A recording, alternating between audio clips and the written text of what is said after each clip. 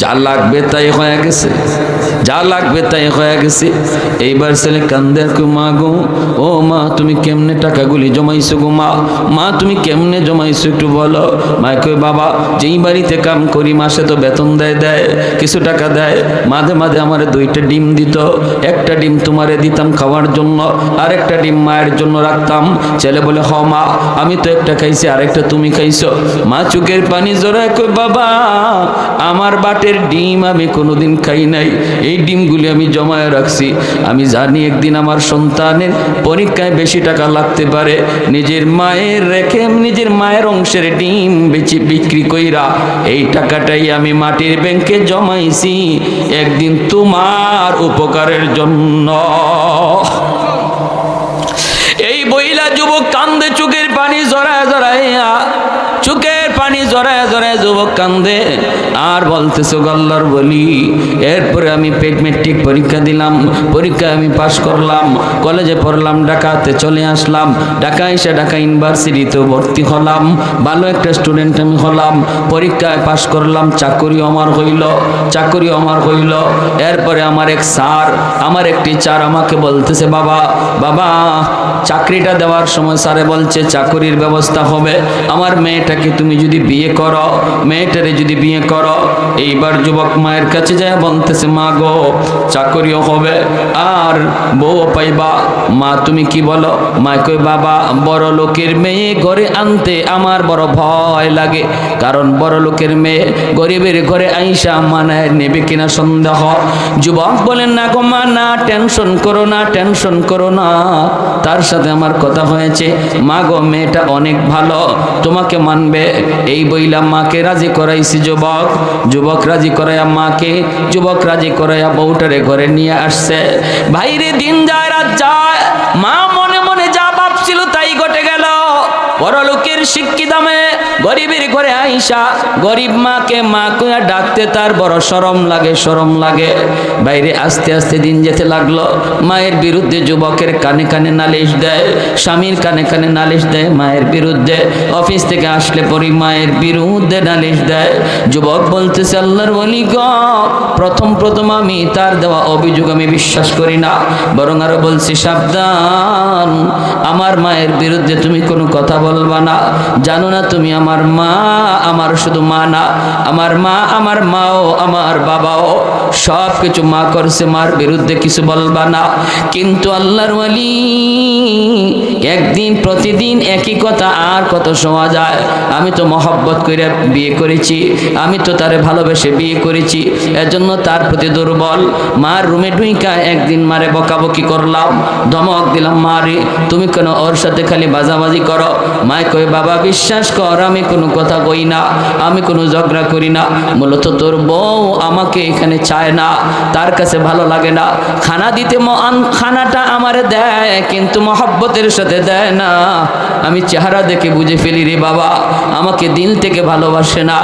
না রে মা না, তুমি মিথ্যা বলো, ঠিক বলে এই বইলা ধমক দিয়ে আইছে। মা সারা রাত চোখের পানি জড়ায় জড়ায় কান্দে, আল্লাহ আমার সন্তান আজকে তার স্ত্রীকে বিশ্বাস করলো, আমি মাকে বিশ্বাস করলো না। মা চোখের পানি জড়ায় জড়ায় কান্দে। এইবার যুবক বলতেছে আল্লাহর বলি গো একদিন 2 দিন 3 দিন যায় বকাবকি করি, একদিন অফিস থেকে আসার পর এমনভাবে আমার মেজাজটা আমার স্ত্রী গরম করে দিল। এমনিতে অফিসে আমার মেজাজ গরম ছিল, বাড়িতে আসার পর আরো মেজাজ গরম করে দিল। আমি মার রুমে ঢুইকা মারে বকাবকি কইরা মার গায়ে আমি হাত উঠায় ফেলছি, নাউজুবিল্লাহ। যেই মাত্র মার গায়ে হাত উঠাইছি মা চিল্লানি দিয়া কই বাবা তুই তোর স্ত্রীর কথায় আজ আমি মার গায়ে হাত উঠে দিলি, একবারও তুই ভাবলি না আমার মার সে বাবার সে নিয়ে অন্যত্র বিয়ে দেবে, জীবন যৌবন সব আমি তোর মুখের দিকে তাকায় কাটায় দিলাম, আজ আমি বৃদ্ধা গায়ে শক্তি নাই, মানুষের বাড়িতে কাপ কইরা কইরা তোর লেখাপড়ার খরচ জুগাইলাম, যেই হাতটা দিয়া তুই আমাকে মারলি এই হাতটা শুধু মায়া চুমায়া চুমায়া বড় করছি, তোর এই হাতের মধ্যে আমি মার, হাজারো চুমা লেগে আছে, চুমা। মানুষ সন্তানের হাতটাকে লোশন দিয়া দিয়া, বড় লোকের ছেলে লোশন দিয়া দিয়া সেটাকে বড় করে। আর আমি তো গরিব, আমি তো লোশন পাই নাই, কিন্তু চুমায়া চুমায়া তোর হাতটা বড় করছি। আজকে এই হাত দিয়ে বুঝি তুই মারলি, হাত দিয়ে বুঝি তুই মারলি। ঠিক আছে, যা, আল্লাহ যেন তোর এই হাত ফসায়া দেয়। যে হাত দিয়ে তুই আমারে মারছো, এই হাত যেন আল্লাহ ফসায়া দেয়, তুই যেন আমার জানাজার নামাজ পড়তে না পারো। দুইটা বদ্ধ করেছে। যুবক কান্দে আর কই গল্লার বলি, মা যেই মাত্র দুইটা বদ্ধ দিছে আমি টের পাইছি আমার পায়ের জমিন কাইপা উঠছে, জমিনটা কাইপা উঠছে। আমি তখনই বুঝছি আল্লাহর দরবারে মার বদ্ধ কবুল হয়ে গেছে, কবুল হয়ে গেছে। ভাইরে, ওই যুবক বলতেছে গল্লার অলি, বেশ কিছুদিন পর আমি অফিস থেকে খবর পাইলাম মা মারা গেছে। জানাজা পড়ার জন্য আমি রওনা দিলাম।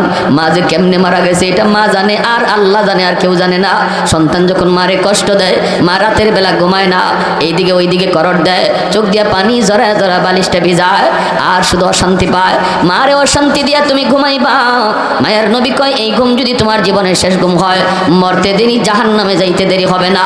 মান আসবাহা মুতিআন লিল্লাহি ফি ওয়ালিদাইহি আসবাহা লাহু বাবান মাফতুহান মিনাল জান্নাহ ফাইন কানা ওয়াহিদান ফাওয়াহিদা ওয়া মান আসবাহা আসিয়ান লিল্লাহি ফি ওয়ালিদাইহি আসবাহা লাহু বাবান মাফতুহান মিনান নার ফাইন কানা ওয়াহিদান ফাওয়াহিদা।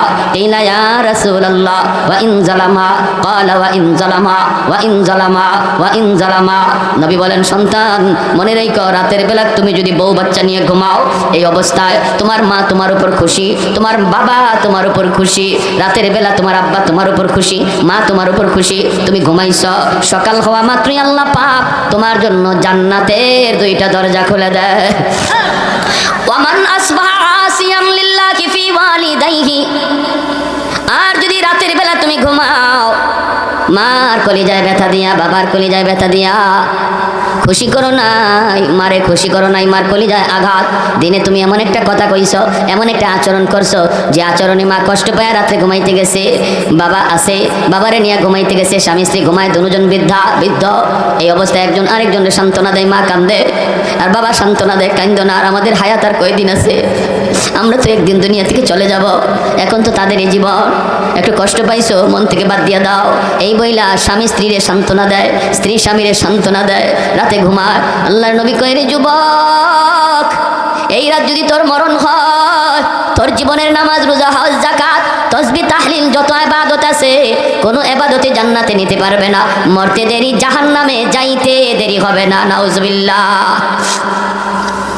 তাহলে যে রাতের বেলা আমরা ঘুমাই, জানি না এই ঘুম জীবনের কার শেষ ঘুম, কারণ ঘুমটা হলো মরণের ভাই। আমরা ঘুমের দোয়াও পড়ি, আল্লাহুম্মা বিসমিকা আমুতু ওয়া আহইয়া, আল্লাহ তোমার নামে মরতেছি, তোমার নামে জিন্দা হব। অতএব আমি নিজে বলতেছি আমি মরতেছি, ঘুম না আমি মরতেছি, এই কথাটা নিজের মুখে বলতেছি আমরা। আল্লাহ নবী শিখাইয়া দিছে, বলো আমি মরতেছি আল্লাহ তোমার নামে, জিন্দা হব তোমার নামে। ঘুমন্ত ব্যক্তি আর মৃত ব্যক্তির ভিতরে তফাৎ নাই। ঘুমন্ত ব্যক্তির রূহটাও দেহ থেকে চলে যায়, মুর্দার রূহটা দেহ থেকে চলে যায়। এই অবস্থায় ঘুমন্ত ব্যক্তির রূহটা আল্লাহর হুকুমে যদি আবার ফেরত আয়, তবে লোকটা ঘুম থেকে জাগে, নতুবা আর জাগে না, জীবনের শেষ ঘুম হয়ে যায়। অতএব ভাইরা বন্ধুরা করে শুনবা, যুবক মনে রাখো, ওই ঘুমের করে যাওয়ার আগে তুমি খেয়াল রাখো, আজকের সারাদিনে কোনো আচরণে মারে কষ্ট দিছো কিনা, বাবারে কষ্ট দিছো কিনা। যদি কোনো আচরণে কষ্ট পায় থাকে, আল্লাহর দোহাই, আল্লাহর দোহাই, মার কাছে যায় একটু বও, একটু খুশ গল্প করো, কথায় কথায় বলো, আম্মা গো কষ্টটা পাই, কথাটা শুই না তুমি কষ্ট পাইছো, মা তুমি মাফ করে দিও, আব্বা তুমি আমার কথায় কষ্ট পাইছো, এখন ঘুমাইতে যাই, আব্বা তুমি মাফ করে দিও, মাফ করে দিও। এই কথা বইলে যদি তুমি তাদেরকে একটু খুশি কইরা ঘুমাও, তারারে যদি মন থেকে খুশি করায় নিতে পারো, যুবক কেউ জানে না এই ঘুম তোমার জীবনের শেষ ঘুম কিনা। আল্লাহর নবী কয়, সকাল হওয়া মাত্রই, তুমি যদি জীবিত অবস্থায় তুমি সকাল হয়, সকাল হইতে আল্লাহ জান্নাতের দুইটা দরজা তোমার জন্য খুলে দেয়। ভাইরা বন্ধুরা, এই যুবক কয়, আমি আওয়াজ পাইলাম না, মারা গেল। খবর পাওয়া মাত্রই আমি দ্রুত বাড়িতে আসতে চাইলাম, কিন্তু রাস্তাঘাটে এত সমস্যা, এত সমস্যা। মায় দুইটা বদ্ধ দিয়েছিল, একটা হলো তুই যেন আমার জানাজার নামাজ পড়তে না পারো। আমি আসতে চাইলাম জানাজা পড়ার জন্য তাড়াতাড়ি, কিন্তু পারি নাই, রাস্তাঘাটে এত সমস্যা হয়েছে। আল্লাহর ওলি বসতে বসতে অনেক দেরি হয়ে গেল, মানুষজন আমাকে সারাই জানাজা পড়ে ফেললো। আমি আসা মাত্র এলাকার মানুষেরা কয়, বাবা অনেক দেরি হয়ে গেছে, মানুষে আর অপেক্ষা করে না, জানাজা পড়ে ফেলছি। যুবক কান্দেন, কই বাবা তোমাদের কোনো দোষ নাই, কারণ আমার অফিস থেকে এখানে পৌঁছতে অন্যদিন এত দেরি হয় না, আজকে যত দেরি হয়েছে। আর কেন দেরি হয়েছে আমি বুঝে ফেলেছি, মূলত এটা আমার তকদিরের লেখা। মার একটা বদুয়া কবুল হয়ে গেছে, একটা বদুয়া কবুল হয়ে গেছে। এই বইলা যুবক কাঁদতেছে কাঁদতেছে। ভাইরে বন্ধুরা, এরপরে যুবক বলে, আল্লাহর বলি আমি তো বুঝে গেছি দ্বিতীয় বদুয়াটাও কবুল হয়ে যাবে। তুই যেই হাত দিয়ে আমারে মারছো, এই হাত যেন আল্লাহ পছায়া দেয়, পছায়া দেয়। অল্প দিনের ভিতরে আমি দেখলাম আমার ওই হাতের মধ্যে ফুরা দেখা দিছে, ফুরা। এই ফুরা থেকে পচন দুর্গন্ধ বের হয়, এই পচা জায়গার মধ্যে পুক জমে গেছে, পুক। ডাক্তার দেখাইতে গেলাম, অ্যান্টিবায়োটিক, হাই অ্যান্টিবায়োটিক দিল। ডাক্তাররা কয় আমরাও তো বুঝি না কেন তোমার পচন ভালো হয় না, কারণ এই ঔষধে তো পচন ভালো হওয়ার কথা, কেন হয় না আমরা তো বুঝতেছি না, আমরা তো বুঝি না। কিন্তু আমি দেখতেছি আমার পচন শুধু উপরে উঠতেছে, পুরো হাতটা পয়সা যাইতেছে, উপরে উঠতেছে। একটা পর্যায়ে ডাক্তার বলে আর আমাদের কাছে কোনো চিকিৎসা নাই। আমি ডাক্তারকে বললাম, ডাক্তার আমি জানি আমার রোগের ঔষধ কোথায়, আমার রোগ হলো আসমানে, চিকিৎসা করেছো তোমরা জমিনে, আমার রোগ কোনোদিন ভালো হবে না, এটা আমার মার বদ্দুয়া, আমার বদ্দুয়া। এই যুবক বলে, আল্লাহর বলি যে বউয়ের কারণে, যে স্ত্রীর কারণে মার গায়ে হাত উঠাইছিলাম, এই স্ত্রীও আমাকে ফালাইয়া বাপের বাড়ি চইলা আরেক লোককে বিয়ে করছে। আমি এখন একা, মানুষজন কেউ আমার বাড়িতেও থাকতে দেয় না, এত দুর্গন্ধ, এত দুর্গন্ধ। রাস্তায় রাস্তায় ঘুরি, চাকরি বাকরি সব আমার গেল, আপনজন প্রিয়জন সবাই এলাকা থেকে তাড়ায় দিল। এখন আমার রাস্তায় রাস্তায় ঘুরি আর মসজিদে মসজিদে থাকি। আমি এইভাবে কাপড় দিয়ে পেঁচায় পেঁচায় রাখি পছন, যেন দুর্গন্ধ কেউ টের না পায়, টের না পায়। এই সব কিছু বাপ মার, ওই মায়ের বদুয়া। এজন্যই নবী বলেছে, যুবক তিন ব্যক্তির দোয়া বদুয়া সরাসরি কবুল, এর ভিতরে এক ব্যক্তি হলো বাপ মা, তাদের দোয়া বদুয়া কবুল। যদি দোয়া নেও আব্দুল কাদের জিলানীর দোয়ার আগেও মার দোয়া বাবার দোয়া কবুল হবে। আর যদি বদুয়া নেও, বাপ মার বদুয়া ফিরাইবার মতো ক্ষমতা আসমানের নিচে কারো না। সাহাবায়ে কেরাম নবীর সাথে, আল্লাহ নবী বলেন, সাহাবীরা এই যে একটা কবর দেখা যাচ্ছে নতুন, আল্লাহ আমাকে অন্তর চোখে দেখাইতেছে, এই কবরের মধ্যে একটা যুবকের লাশ, আর জাহান্নামের আগুনে জ্বলতেছে, সাপের কামড় খাইতেছে, আগুনে পুড়তেছে, আর মা মা করে চিৎকার করে কাঁদতেছে। রহমতের নবী বলে, সাহাবীরা রে আমি তো রহমতের নবী, এই কবরের পাশ দিয়ে এই অবস্থায় যুবকের আমি চলে যাব, হয় না একটু সুপারিশ করবো আল্লাহর কাছে, তোমরা আমিন আমিন বলবা। সাহাবায়ে কেরাম বলে, নবী গো আপনি হাত উঠান। আমার নবী আপনার নবী, উম্মতের কষ্ট দেখলে নবী সইতে পারে না, ঠিক কিনা? দরদি নবী, উম্মতের দরদি নবী। এই জন্য নবী কই, সাহাবীরা রে তোমরা কেউ দেখো না, কিন্তু আল্লাহ আমাকে দেখাইছে এই কবরের ভিতরে যুবকের আযাব, আযাব। আমি একটু আল্লাহর কাছে সুপারিশ করবো, তোমরা আমিন আমিন বলবা। নবী হাত বাড়ায় দিলেন, মালিক ও মালিক, তুমি তো আমাকে রহমতের নবী বলেছ, তুমি তো রহমতের নবী বলেছ, রহমতের নবী কবরের পাশ দিয়ে চলে যাবে আর কবরের ভিতরে আযাব হবে, হয় না, হয় না। আল্লাহ আমি তোমার দরবারে সুপারিশ করলাম, আল্লাহ তুমি যুবকের কবরের আযাব মাফ করে দাও। নবী যখন আল্লাহর কাছে দোয়া চাইলেন, সাহাবায়ে কেরাম আমিন বলে আমিন বললেন, আল্লাহ তুমি কবুল করো। নবী দেখেন আযাব বন্ধ হলো না। এরপরে মায়ার নবী আবারও হাত উঠাইলেন, মালিক ও মালিক, মালিক তুমি তো আমাকে রহমতের নবী বলেছ, আমি তো নিজে নিজে বলি না আমি রহমতের নবী। ওয়ামা আরসালনাকা ইল্লা রাহমাতাল লিল আলামিন, তুমি তো রহমতের নবী বলেছ, রহমতের নবী কবরের পাশ দিয়ে গেলে যদি আযাব বন্ধ না হয়, তাহলে রহমতের নবী বানায় লাভ কি? আল্লাহ আবার হাত উঠাইলাম, নবী হাত উঠে দোয়া করেন, সাহাবীরা আমিন বলেন, আযাব বন্ধ হয় না। এইবার নবী আবার হাত উঠাইলেন আর কান্দেন, মালিক কোথায় আমি ভুল করলাম, আমার হাতের দাম বুঝি তোমার দরবারে কবে গেল, এই হাতটা কোন জায়গায় অন্যায় করছে মালিক আমি বুঝি না, আমাকে বুঝায় দাও। আল্লাহ আমার কোথায় ভুল হয়ে গেছে আমাকে ধরায় দাও। আল্লাহ পাক রব্বুল আলামিন কয়, বন্ধু তোমার হাতের দাম কমে নাই, হাতের দাম কমে নাই, তোমার কোনো দোষ না বন্ধু। যেই যুবকের আযাব হয়, এই যুবকের মা এখনো দুনিয়ায় জীবিত, মার কলিজায় অনেক ব্যথা, মার কলিজায় অনেক ব্যথা, মরণের সময় মা সন্তানকে মাপ দেয় নাই, এত কলিজায় ব্যথা, ওই মা যতক্ষণ পর্যন্ত মাফ না দিবে আমি আল্লাহ তোমার দোয়া কবুল করব না, যতক্ষণ পর্যন্ত মা মাফ না দিবে বন্ধু তোমার সুপারিশও আমি কবুল করব না। আল্লাহর নবী, রহমতের নবী, মায়ার নবী তখন নিরাশ হয়ে গেলেন। নবী এবার বুঝতেছেন বাপমার কলিজায় যদি ব্যথা থাকে, ফিরেও যদি আমার জন্য দোয়া করে, পেশাব যদি দোয়া করে, দোয়া কবুল হবে না। কেমনে পেশাব? শুধু বর্তমানে পেশাব না, আব্দুল কাদের জিলানী, মঈনুদ্দিন চিশতি, কুতুবউদ্দিন কাকির মতো বড় বড় ওলি আল্লাহ যদি দোয়া করে, দোয়া কবুল হবে না। যদি বাপমার কলিজায় ব্যথা থাকে, কেন হবে না? কারণ রহমতের নবীর দোয়া কবুল হয়েছে না, আমার নবীর সুপারিশটাই কবুল হয়েছে না। অতএব আমার পেশাব তো নবীর থেকে বড় না, নবীর সুপারিশটাই যেখানে কবুল হয় না, মার কলিজায় বাবার কলিজায় যদি ব্যথা থাকে, নবী রহমতের নবী সাহাবায়ে কেরামকে বলেন, সাহাবীরা রে গন্ডগোল তো অন্য জায়গায়, তাড়াতাড়ি করে তার মারে খবর দাও, আমি নবী সালাম যায় পৌঁছাও। সাহাবায়ে কেরাম যায় তার মাকে সালাম জানাইলেন। মা নবীর কাছে আসলেন বৃদ্ধা মহিলা, আল্লাহ নবী সালাম জানায় বলতেছেন, মা গো কবর খানা চিনুনি? মহিলায় কই, নবী গো চিনি, এটা তো আমার সন্তানের খবর, আজ থেকে 1 সপ্তাহ আগে মারা গেছে। আল্লাহর নবী বলতেছেন, মা এই ছেলে বুঝি তোমার দুনিয়াতে খুব কষ্ট দিছে, তোমার অনেক যন্ত্রণা দিছে, তোমার অমান্য অবাধ্য হয়ে চলছে। অনেক সন্তান সমাজে বাপ মারে ঠিক মতো খানা দেয় না, বাপ মার খাওয়ানোর খোঁজ খবর নেয় না, নিজের শহরে থাকে, গ্রামে বৃদ্ধা বাপ মার কোনো খবর নেই, বউ বাচ্চা নিয়ে শহরে বাসা নিয়ে থাকে, মার কোলে যায় খাকা করে। হায় আবার সন্তানটারে যদি এক নজর দেখতাম, বাপ মা সন্তানের কাছ থেকে পয়সা করিও চায় না, চায় শুধু মন দিয়া মুখটা দিয়া মারে আম্মা করে ডাকবো, আর বাবার আব্বা করে ডাকবো, আর বাপ মারে খোঁজ খবর নিব সাধ্য মতো। অনেক গরিব পোলাপান নিজে চলতে পারে না, তারপরে বাপ মারে খুশি রাখতে পারে, বেশি বেশি আম্মা আব্বাকে ডাক দিয়া। আবার কোটি কোটি টাকার পোলা সেও বাপ মার দিল খুশ করতে পারে না, কারণ মারে এত বেশি খবর নেয় না, বাপ মারে এত বেশি আম্মা আব্বাকে ডাকে না। ঠিক কিনা জোরে কয়? ভাইরা আমার, আল্লাহ নবী কই, সাহাবীরা যাও। মহিলা আসা মাত্রই নবী বলে, মা কবরখানা চিনুনি? মহিলা কই, নবী গো আমার সন্তানের তোমারে বুঝি ভীষণ কষ্ট দিছে। মহিলা চোখের পানিটা নিচের দিকে ফেলাই দিছে, কথা কয় না, কাঁপতেছে, টুটটা কাঁপতেছে মহিলা। নবী কই, মা গো এজন্য তোমার ছেলে কবরে আযাব হইতেছে, আযাব ভীষণ আযাব হইতেছে, সাপের কামড় আগুনে পড়তেছে, আর মা মা কয়ে চিৎকার করে কাঁদতেছে। আল্লাহ আমাকে অন্তর চোখে দেখায় দিছে, মা গো আমি তোমার সন্তানের জন্য 1 বার নয় 3 বার সুপারিশ করেছি, কিন্তু আল্লাহ আমার সুপারিশ ফিরিয়ে দিছে।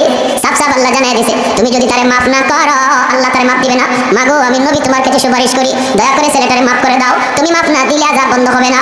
মহিলা মাথা নিচের দিকে দেওয়া, জবাব দেয় না, কথা কয় না, আল্লাহ নবী কোনো জবাব দেয় না। এইবার মহিলা মাথার উপরে উঠেছে, চোখ থেকে পানি ঝরতেছে, আর বলতেছে, নবী গো আমি আরে মাফ করবো না, আমি মাফ করবো না, কারণ নবী গো আমার পিঠে এখনো মাইরের দাগ আছে, আমার পিঠে তার এখনো মাইরের দাগ, এখনো আঘাতের দাগ, যদি দেখতে চান নবী গো আমি দেখাইতে পারবো।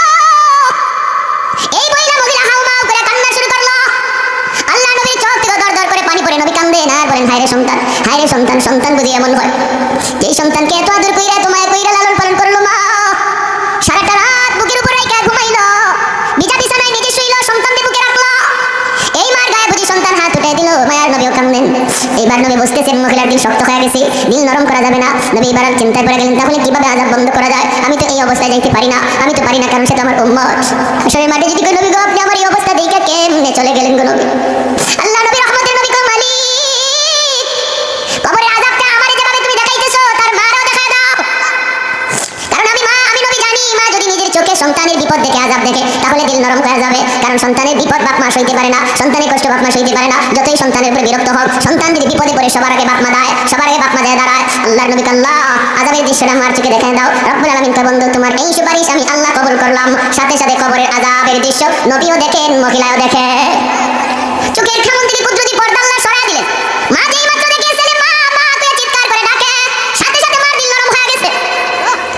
আযাবের দৃশ্য আর মা ডাক শোনা মাত্রই মার দিল নরম হয়ে গেল। মা ডাক দিয়ে কয়, নবী গো, ওগো নবী আমি ভাবতে পারি না, আমি বুঝি নাই আমার ছেলে এত কষ্টে। ওগো নবী আমার মনে যত কষ্ট ছিল, যন্ত্রণা ছিল, সব আমি ভুলে গেলাম, আমি আমার সন্তানকে মাফ করে দিছি। মায়ার নবীর কাছে মা এই কথা বলতে দেরি, আযাব বন্ধ হতে দেরি হয় না। এজন্য ভাইরে বলতেছিলাম, একটু ভালো করে ইয়াদ করো যুবক, যাদের ঘরে মা আছে বাবা আছে, সাবধান, এখনো সময় আছে, কদর করো, এখনো সময় আছে, কদর করো। বাপ মারে খুশি করে কিন্তু আল্লাহ পাওয়া যায়, বাপ মারে খুশি করে আল্লাহকে পাওয়া যায়, বাপ মারে নারাজ করে কোনোদিন আল্লাহকে পাওয়া যায় না। আর যদি বাপ মারে রাজি করে আল্লাহরে পাও, দুনিয়াতে নগদ পুরস্কার 1 নম্বর। আল্লাহ পাক তাফসীরে কিতাবে লিখেন, 1 নম্বর ফায়দা হলো বাপ মার দোয়া যদি থাকে, বাপ মা যদি সন্তানের উপর খুশি থাকে, 1 নম্বরে আল্লাহ এই সন্তানের দুনিয়াতে হায়াত আল্লাহ বাড়ায় দেয়। যে সমস্ত সন্তান বাপ মার মামলায় আল্লাহর আদালতে ধরা খাবে, বাঁচার কোনো উপায় নেই। তার জীবনের হজ, তার জীবনের রোজা, তার জীবনের যাকাত, তার জীবনের নামাজ, সমস্ত ইবাদত লইয়া তার জান্নাতে যাওয়ার কথা, কিন্তু যদি মা বাবার মামলা থাকে, এই সন্তান নামাজ রোজা লইয়াও জান্নাতে যেতে পারবে না, যতক্ষণ পর্যন্ত তার বাপ মা তারে মাফ না দিবে। আর হাসরের মাঠে মা সন্তানকে চিনবে না, একটু দরদ দেখাবে না, বাবা সন্তানের প্রতি বিন্দু পরিমাণ দরদ দেখাবে না। দরদ হাসরের মাঠে নাই। হাসরের মাঠে কি নাই? কোনো দরদ নাই। সবার একটা কথাই, চিনি না।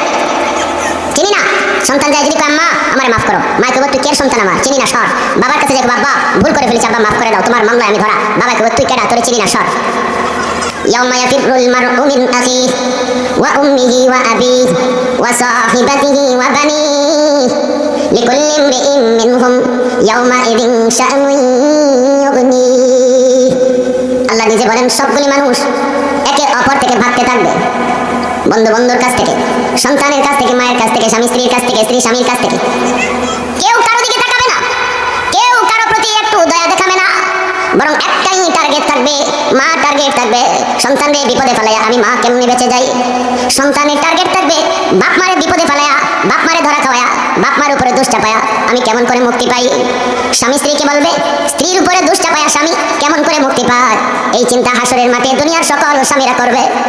হাসরের মাঠে সমস্ত স্ত্রী একই টার্গেট নিবে, যদি কাউকে বিপদে ফেলাইও আমি বাঁচতে পারি, কারণ ওই দিন কেউ কারো টেনশন নিবে না, শুধু ইয়া নাফসি বইলা নিজে বাঁচার ফিকির করবে। যেরকম সুবহানাল্লাহ। এজন্য বলি আল্লাহর গোলাম, কার জন্য দুনিয়ায় কি করো? হারাম পথে তুমি চললা, হারাম কামাই ঘরে ঢুকাইলা, কার জন্য তুমি কি করলা?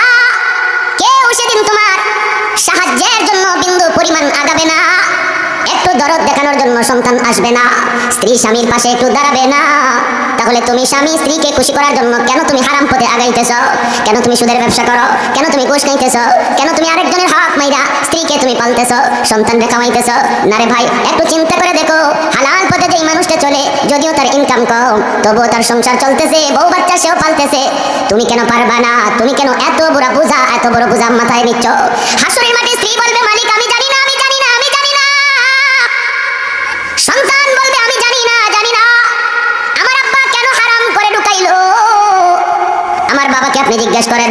স্ত্রী বলবে, স্বামীরে জিজ্ঞেস করেন। কেউ কারো পাশে একটু দাঁড়াবে না, একটু সাহায্যের জন্য আগাবেও না। বাইরে এর জন্য মনে রাখবা, হারাম টাকা ঘরে ঢুকাইয়া তুমি ঘর বানাইছো, সুদের টাকা দিয়ে ঘর বানাইছো, এত বড় ঘর, তুমি কিন্তু একা থাকো না, একা কিন্তু থাকো না, থাকো তুমি একটা খাটে একটা রুমে, 10টা রুমের মধ্যে অন্য মানুষেরা থাকে, তোমার সন্তান থাকে, মেয়ে থাকে, মা বাবা থাকে, মা থাকে, আত্মীয় স্বজন ভাই বোন তারা থাকে, মেহমান আসলে পরে অন্য রুমে থাকে। তোমার ওই 10টা রুমের মধ্যে একটা রুমে তুমি শুধু জীবন কাটাইলা, 9টা রুম ব্যবহার করলো অন্যরা, কিন্তু হাসরের মাঠে ওই 9 রুমের হিসাব আল্লাহ তোমার কাছ থেকে একা নিবে। পাতিল ভরা ভাত, পুরা পাতিলের ভাত তুমি একা খাও না, একা খাও না। তুমি খাইছো 1 প্লেট 2 প্লেট, আরো 20টা প্লেট 100টা প্লেট অন্যরা খাইলো, কিন্তু আল্লাহ পাক রব্বুল আলামিন পুরা পাতিলের ভাতের হিসাব নিব আল্লাহ তোমার কাছ থেকে, একা তোমার কাছ থেকে হিসাব নিব। তাহলে বলো তো দেখি, ও আল্লাহ গোলাম, হিসাব দিবা তুমি একা, ব্যবহার করবে সবাই, তারপরে এতটুকু বোঝার পরেও কেন তুমি হারাম খাওয়াইয়া লালন পালন করো? কেন তুমি হারাম টাকা দিয়ে ঘর বানাও? কেন তুমি হারাম টাকা দিয়ে করে খাওয়ানোর আয়োজন করো? এর দায়ভার তো আর কেউ নিবে না, নিতে হবে নিজেকে একা। এতটুকু বোঝার পরেও যারা হারাম ঘরে ঢুকায়, বলুন তো এরা বুদ্ধিমান নাকি বোকা? চরম পর্যায়ের বোকা। বোকা না হলে এমন করে না, এমন করে না। হাসরের মাঠে আল্লাহর আদালতে বাপ মার মামলা হবে সন্তানের বিরুদ্ধে, সবচেয়ে বড় জটিল মামলা।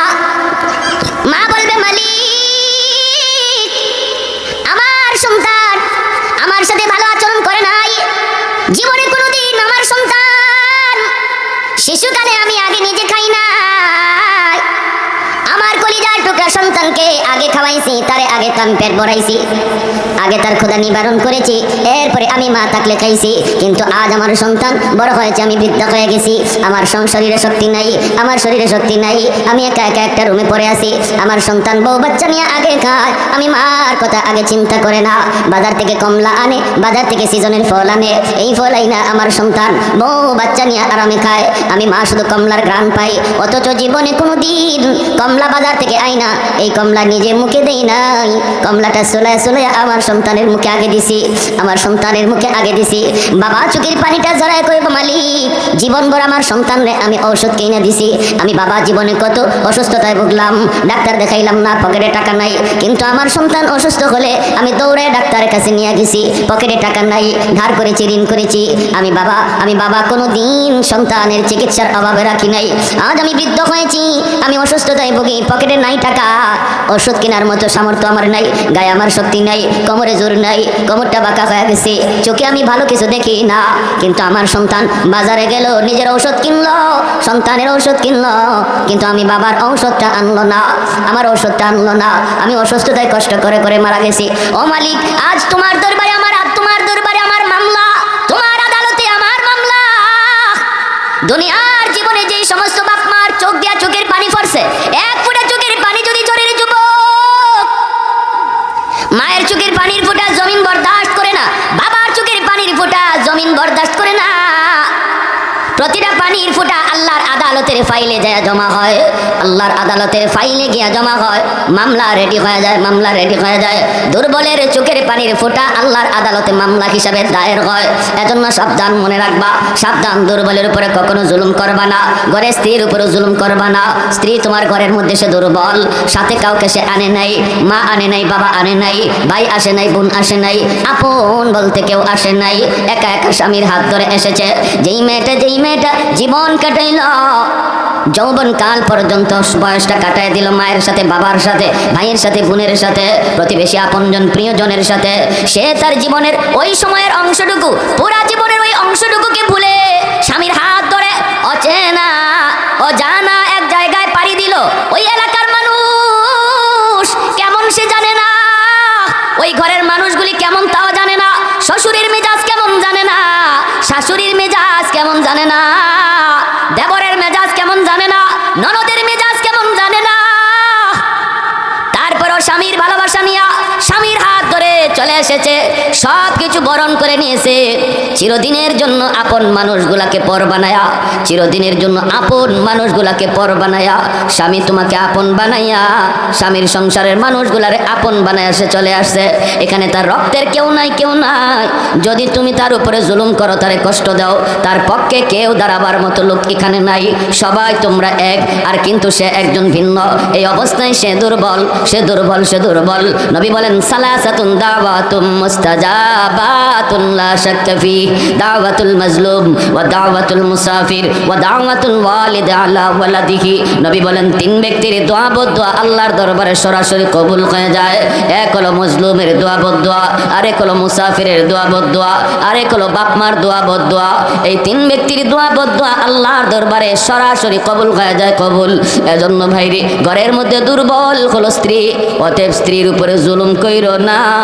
যখনই তার উপরে টর্চারিং করবা, জুলুম করবা, তার এক ফোঁটা চোখের পানি যদি পাক করে যায় পরে, আল্লাহর জমিন বরদাস্ত করে না, সাথে সাথে মালিকের আদালতের ফাইলে যায় জমা হয়ে যায়।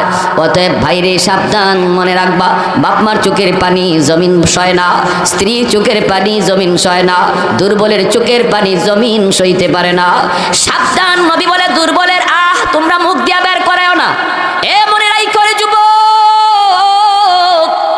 গোষ্ঠীর পাওয়ার দেখায়া, ক্ষমতার পাওয়ার দেখায়া, টাকার পাওয়ার দেখায়া দুর্বলের চোখের পানি জমিনে ফালায়ও না, ফালায়ও না। মুখ থেকে শব্দ বের করায়ও না, কারণ এই মুখ থেকে বের হইতে দেরি, আল্লাহর আদালতে জমা হইতে দেরি হয় না।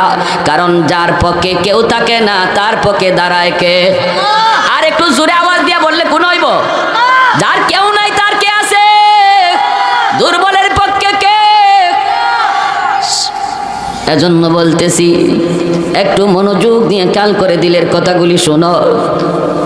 এ আল্লাহর গোলাম, বাপমার চোখের পানি, আল্লাহ পাক রব্বুল আলামিন বলে, ওয়াবিল ওয়ালিদাইনি ইহসানা ইম্মা ইয়াবলুগান্না ইনদাকাল কিবারা আহাদুহুমা আও কিলাহুমা ফালা তাকুল লাহুমা উফ ওয়ালা তানহারহুমা ওয়া কুল লাহুমা কাওলান কারীমা ওয়াখফিদ লাহুমা জানাহাদ যুল্লি মিনার রাহমা ওয়া কুর রাব্বিরহামহুমা কামা রাব্বায়ানি সগীরা। আল্লাহ পাক বলে, সর্ববয়সে বাপ মার সাথে ভালো আচরণ করবা। বিশেষ করে আমি আল্লাহ বলি, যেই বয়সটাতে বাপ মা বৃদ্ধ হয়ে যায়, গায়ে তার শক্তি নাই, টাকা কামাই করার তার কোনো ক্ষমতা নাই, তোমার মুখের দিকে তাকায় রইছে, আমার সন্তান বাজারে যাবে, আমার জন্য শীতের কাপড় নিয়ে আসবে, সন্তান বাজারে যাবে, আমার জন্য ঔষধ নিয়ে আসবে, তোমার মুখের দিকে তাকানো। ও সন্তান, একটু ভাইবা দেখো, এককালে তুমিও কিন্তু এমন ছিলা। শিশুকালে তুমিও টাকা জোগাড় করো নাই, তোমারও জোগাড় করার ক্ষমতা ছিল না। তোমার শীতের কাপড় লাগবে, চাইছো বাবার কাছে, তোমার ঔষধ লাগবে, চাইছো তুমি বাবার কাছে, চাওয়াও লাগে নাই, চাওয়াও লাগে নাই, শীত আসতেছে, শীত আসতেছে, বাবা তোমার জন্য শীতের কাপড় কিনে আনছে। অসুস্থ হইছো, আব্বা ওষুধ আনো বলা লাগে নাই, বাবা তোমার জন্য ঔষধ কিনে আনছে, ঔষধ কিনে আনছে। আল্লাহ পাক কয়, রে দুনিয়ার বান্দা বান্দির দল, কেন আমি আল্লাহ আমার হকের পরপরই তোমাদের বাপ মার হকের কথা বললাম জানুনি? জানুনি, জানুনি, সাবধান, সাবধান। বৃদ্ধ বয়সে বাপ মার দিকে আলাদা নজর রেখো, আলাদা নজর। কারণ এই বয়সটা আর তোমার শিশুকালের বয়স সমান।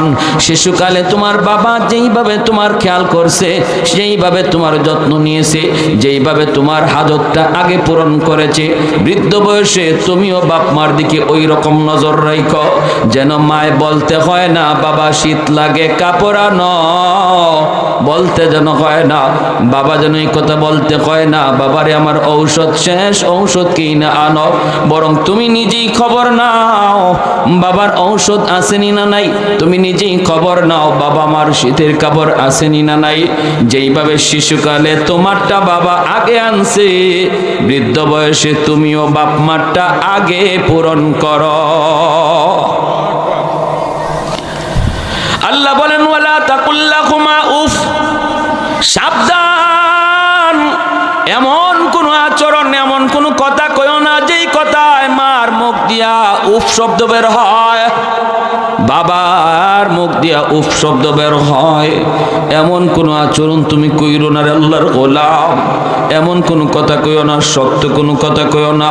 তোমার খালি ঔষধ লাগে, তোমার খালি কাপড় লাগে, আমার ইনকাম কই, আমার টাকা কই, এমন কথা বইলা বাপ মার কলিজায় ব্যথা দিও না।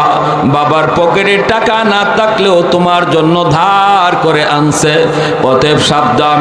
না পকেটে টাকা না থাকলেও বাপ মার আবদার সই না, চোখ রাঙ্গায়ও না, ধমক দিও না, গাল মন্দ করো না, তাদের মুখটারে বেজার করায়ও না, বেজার করায়ও না।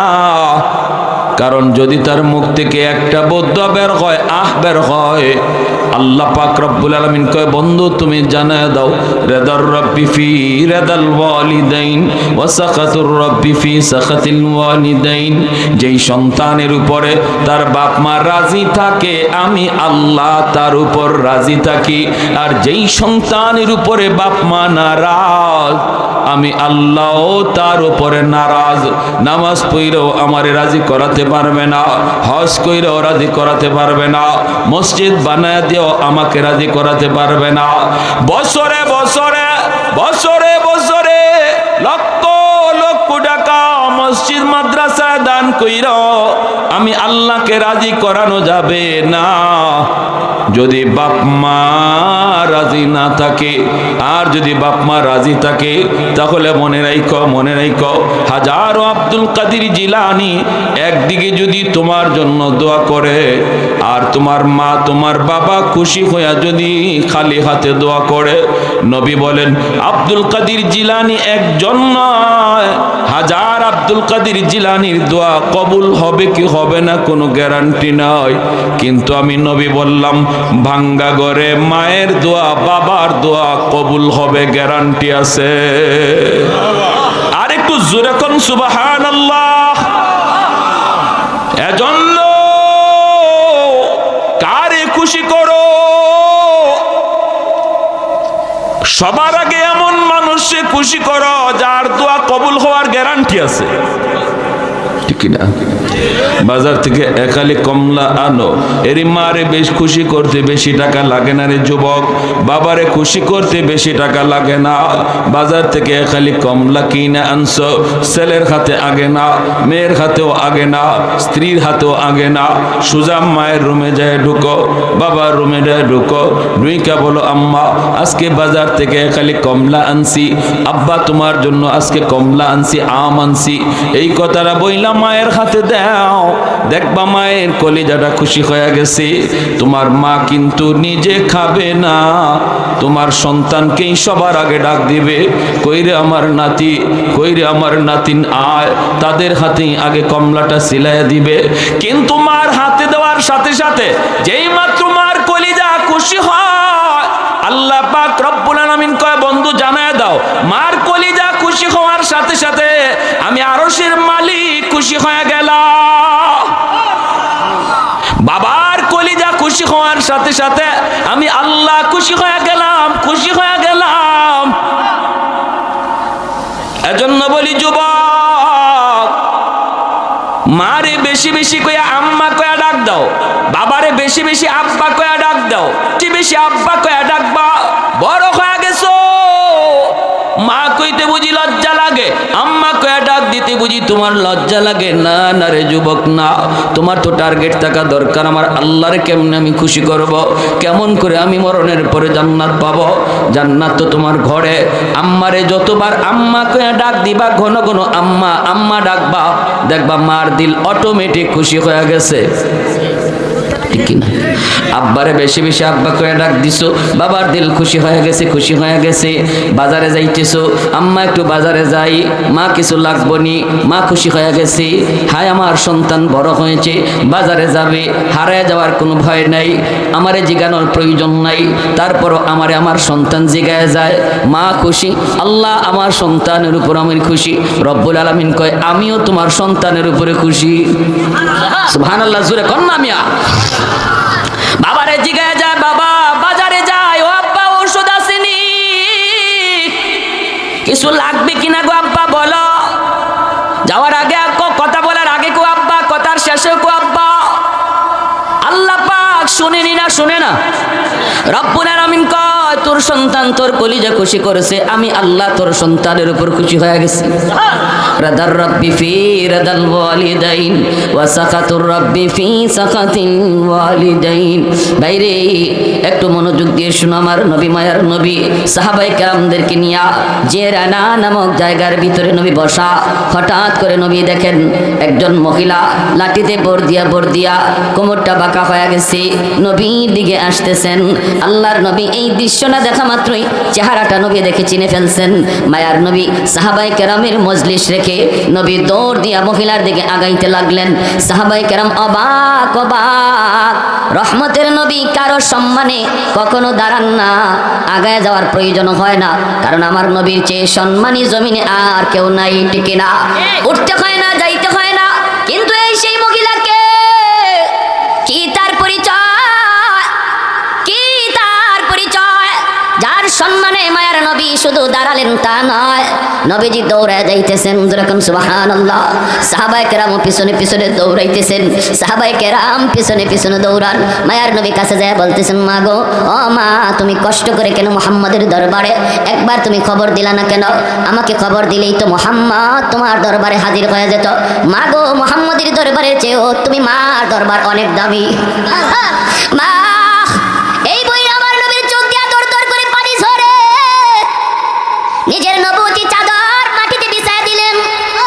নবুয়তি চাদর মাটিতে বিছায় নবী বলেন, মা জুতা খুলবা না, জুতা খুলবা না গো মা, তোমার জুতা সহ নবীর নবুয়তি চাদরে বসো, তোমার জুতার পায়ের ধুলিতে নবীর নবুয়তি চাদর ধন্য হবে। আল্লাহ নবীর এই দৃশ্য দেখা মাত্র সাহাবায়ে কেরাম অবাক। কে সেই মহিলা, কি তার পরিচয়? আমার নবীর মা তো নাই, মা তো মারা গেছেন। নবীর মা তো সেই শিশুকালেই মারা গেলেন। নবীর মায়ের নাম ছিল আমেনা। তাহলে এই মহিলাকে, কি তার পরিচয়? আল্লাহর নবী তার নবুয়তি চাদরে বসায় দিয়েছেন জুতা সহ। এইবার নবীজি বলতেছেন, সাহাবীরা রে, তোমরা তো জানো তোমাদের নবী এতিম, জন্মের আগেই নবী বাবা হারাইছে, শিশুকালে নবী মা হারাইছে। তারপরে জানো নবীকে একজন মহিলা দুধ খাওয়াইছে, নবীর দুধমার নাম তোমরা জানোনি। সাহাবীরা কয়, নবী গো, দুধমার নাম হালিমা সাদিয়া। আল্লাহর নবী বলেন, সারা জীবন শুধু নাম শুনেছো, নাম শুনেছো, জীবনে কোনোদিন দেখো নাই, আজকে নিজের চোখে দেখে নাও। নবীর নবুয়তি চাদরে যিনি বসলেন, ইনি আর কেউ নন, ইনি নবীর দুধমা, যার নাম হলো হালিমা সাদিয়া। कौनैन मुख्तार खुदा तुमको बनाया, कौनैन मुख्तार खुदा तुमको बनाया, उम्मत का निगाहबान खुदा तुमको बनाया, उम्मत का निगाहबान खुदा तुमको बनाया। मौला मेरा आका मेरा रहमत की नबी है, ताजदार मदीना है तो बाग़ अरबी है, ताजदार मदीना है तो बाग़ अरबी है। अशजार में देते हैं नबूवत के शहादात, तशकीक कमर में है तो अंगुल की इशारात, तशकीक कमर में है तो अंगुल की इशारात। একটু জোরে সরে কোন আল্লাহু আকবার, মুসলমানের আওয়াজ এখন আল্লাহু আকবার। পাঁচের হযরত নামাজ পড়েন আর দেখেন একটা যুবক ডান হাত কাপড় দিয়ে পেঁচানো। তো উনি নামাজ শেষ করার পরে যুবককে ডাক দিলেন, ডাক দিয়ে বলতেছেন, যুবক তোমার নামাজটা আমার বড় পছন্দ হয়েছে, কিন্তু ডান হাত কাপড় দিয়ে পেঁচানো কেন? কাপড় দিয়ে পেঁচানো কেন? এই কথা বলতেই যুবক বলতেছে আল্লাহর ওলি আমার ডান হাতে পচন শুরু হয়েছে, দুর্গন্ধ বের হয়। এই পচনের দুর্গন্ধ এত খারাপ, যদি আমি কাপড় দিয়ে পেঁচায় না রাখি তাহলে মসজিদের ভিতরে দুর্গন্ধে কেউ টিকতে পারবে না, এজন্য পেঁচায় রাখে। আল্লাহর ওলি তখন বলেন যুবক কেন তুমি কি কোনো ডাক্তার দেখাও না? যুবক বলতেছে আল্লাহর ওলি আমি সব ডাক্তার দেখাইছি কিন্তু কোনো ডাক্তার আমার রোগ ধরতে পারে না, কোনো ডাক্তার আমার রোগ ধরতে পারে না। বলে ভালো ডাক্তার দেখাও। যুবক বলে ভালো ডাক্তার শুধু না, ভারত পাকিস্তানের যত ভালো ভালো ডাক্তার সব ডাক্তার দেখানো শেষ, কেউ রোগ ধরতে পারে না। অ্যান্টিবায়োটিক খাই, অ্যান্টিবায়োটিক দেওয়া হলো কিন্তু আমার রোগ ভালো হয় না। আমি তো বুঝে গেছি কেন আমার রোগ ভালো হয় না, ডাক্তাররা আমার রোগ ধরতে না পারলেও আমি আমার রোগ ধরে ফেলেছি। এই বললে যুবক খাও করে কাঁদতে লাগলো, চোখের পানি মুছতেছে, কথা যেন আর বলতেই পারে না, জবানে তার কথা আটকে যাচ্ছে। আর যুবক বলতেছে ওগো আল্লাহর ওলি আমার রোগটা কোথায় আমি ধরে ফেলেছি, আমার রোগ হলো আসমানে, চিকিৎসা চলছে জমিনে, জীবনে কোনোদিন রোগ ভালো হবে না। আগুন লাগছে শেরপুর, পানি দেয় ফরিদপুর, জীবনে কোনোদিন আগুন নিভবে না। আমার রোগ হলো আসমানে, চিকিৎসা হইতেছে জমিনে, কোনোদিন রোগ ভালো হবে না। আল্লাহর ওলি বলেন যুবক কান্না থামাও, কি হয়েছে তুমি বলো। যুবক তখন কান্দে আর কয় আল্লাহর ওলি আমি আমার মায়ের একমাত্র সন্তান, আমার কোনো আর ভাই নাই বোন নাই, আমি আমার মায়ের একমাত্র সন্তান, একমাত্র সন্তান আমার মা। আমি দুনিয়াতে আসার কিছুদিন পরে আব্বা মারা গেলেন, তারপরে আমার মাকে আমার নানা নানি মামা মামি তারা আসছিল নিয়ে যাওয়ার জন্য অন্যত্র বিয়ে দেবে, কিন্তু আমার মা যায় না, মা বলতেছে আমি আর দ্বিতীয় বিয়ে বসবো না। আল্লাহ আমার একটা মানিক দিছে, আমি আমার সন্তানের চেহারা দেখে জীবন যৌবন কাটায় দিব, আমি আর কোথাও বিয়ে বসবো না, স্বামীর ঘরেই আমি থাকবো। এই বইলা মা আমাকে লইয়া আমাকে নিয়ে স্বপ্ন দেখে আমার জীবন যৌবন কাটায় দিল। আমি স্কুলে ভর্তি হলাম, মা আমাকে স্কুলে লেখাপড়া করাইলেন, মানুষের বাড়িতে কাম কাজ কইরা, মানুষের কাছ থেকে দাঁড়াই না, মা এইভাবে আমার